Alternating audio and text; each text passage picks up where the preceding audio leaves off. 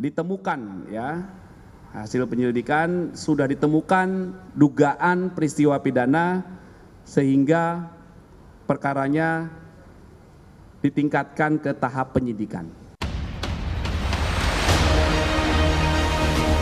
Polda Metro Jaya telah meningkatkan status perkara tudingan ijazah palsu Joko Widodo ke penyidikan.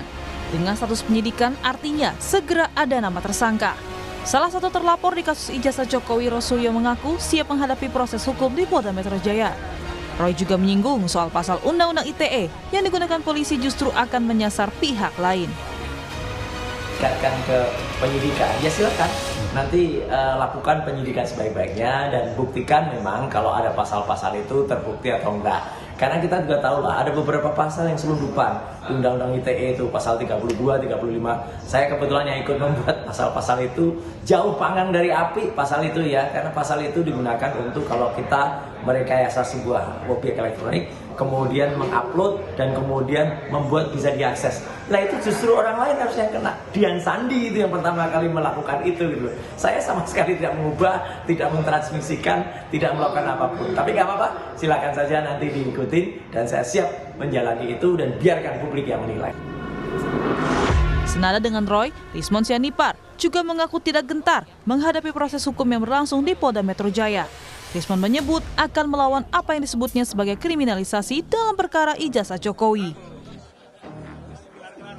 Kami tidak gentar sama sekali ya untuk menghadapinya karena kami berbasis ilmiah dan berbasis sains dan fakta-fakta di lapangan, sehingga kami akan lawan ya segala bentuk kriminalisasi terhadap kami. Ya, kami tidak gentar sama sekali, kami akan melanjutkan perjuangan ini karena kami tidak ingin ke depan seorang presiden ya memiliki latar belakang pendidikan yang diragukan oleh publik.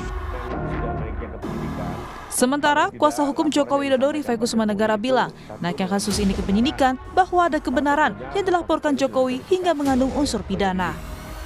Kami sendiri tidak pernah ya dengan menghormati asas praduga tidak bersalah, kami tidak mau mendahului siapa terlapor di perkara ini karena kembali lagi Undang-Undang ITE itu sangat luas ya, yang bisa terus serta dilibatkan siapa yang melakukan editing, siapa yang melakukan transmissing, siapa yang menyampaikan kalimat-kalimat yang bertendensi fitnah dan pencemaran.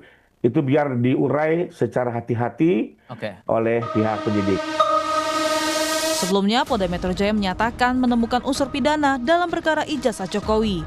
Salah satunya aduan yang dilaporkan Jokowi pada 30 April lalu terkait pencemaran nama baik dan fitnah. Polda Metro Jaya juga menerima 5 laporan soal ijazah Jokowi lainnya. 3 diantaranya juga naik ke tahap penyidikan dengan objek perkara penghasutan.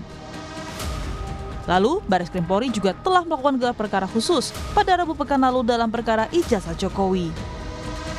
Tim Liputan Kompas TV.